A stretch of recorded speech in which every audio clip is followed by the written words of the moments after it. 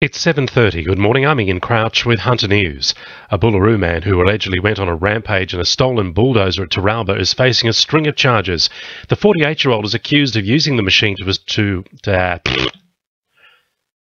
It's 7:30. Good morning, I'm Ian Crouch with Hunter News. A Boolaroo man who allegedly went on a rampage in a stolen bulldozer at Taralba is facing a string of charges.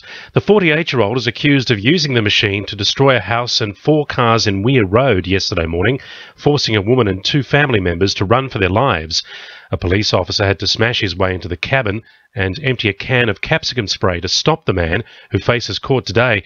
Inspector Dave Matthews says before officers arrived, he drove the bulldozer at a 29-year-old man who'd been asleep in a detached garage on the property. The driver of the bulldozer has then driven the bulldozer at him and chased him around the backyard. The male jumped the back fence into a paddock and escaped. A search will resume in half an hour for a teenager missing in the Wattigan Mountains west of Lake Macquarie. Sergeant Dave Rose says the 19-year-old was on a camping trip with friends at McLean's Lookout. Well, the man was last seen by friends about 9 a.m. on Monday. When he left the camp for a brief walk, he was last seen heading towards a track at the northern end of the Lookout fence.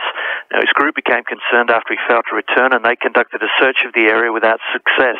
Police were contacted about 10 a.m. and a full-scale search was conducted utilising the Special Casualty Access Team, the Volunteer Rescue Association, the SES and police rescue teams. The parents of missing Belmont woman Carly McBride will today make a public appeal for information into her disappearance.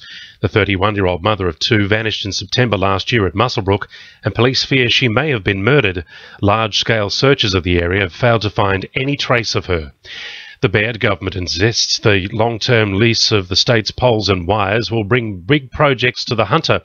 Parliamentary Secretary for the Hunter, Scott McDonald, says previous delays in infrastructure projects will be cut as the funding will be available immediately after the planning stage. What it means is that we won't be waiting decades and decades for infrastructure.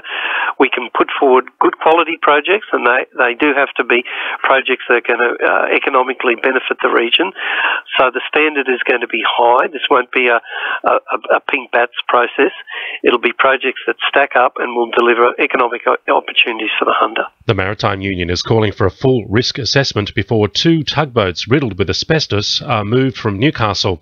The vessels are being transported back to Singapore after levels of asbestos above safe levels were found on them earlier this year. They were built in China and were granted asbestos-free certificates overseas. The union says the tugs shouldn't be moved until all the risks are understood. Former Prime Minister John Howard is in Newcastle today. He'll be speaking at a business luncheon before heading to Fort Scratchley this afternoon. His visit to the fort follows a disastrous one back in 2002 when the then PM couldn't get one of the guns to fire. Sport for our sponsor, newcastlecheapestcars.com.au. Knights coach Rick Stone could face a playmaking dilemma if captain Kurt Gidley receives a 1-match ban at the NRL judiciary. Gidley was charged by the Match Review Committee for an alleged leg twist with Canberra's Blake Austin in the club's 44-22 loss to the Raiders on Saturday. If Gidley successfully contests the charge, he will be eligible to play the club's next game against the Sharks at Hunter Stadium on June 21st. Newcastle Knights juniors will be well represented in the New South Wales under-18 side for the State of Origin Game 2 curtain raiser. The Hunter's own Brock Lamb, Jack Cogger and Brodie Jones were all named in the 19-man side yesterday. Newcastle SG Ball teammate Jayden Butterfield missed out on selection after being named in coach Todd Payton's initial 29-man side last week. And in soccer, 3 Hunter primary girls will compete in the New South Wales PSSA side at the Pacific School Games in Adelaide in November, with Chloe Smith, Josie Morley and Kirsty Fenton impressing at the State Football Championships in Camden last week.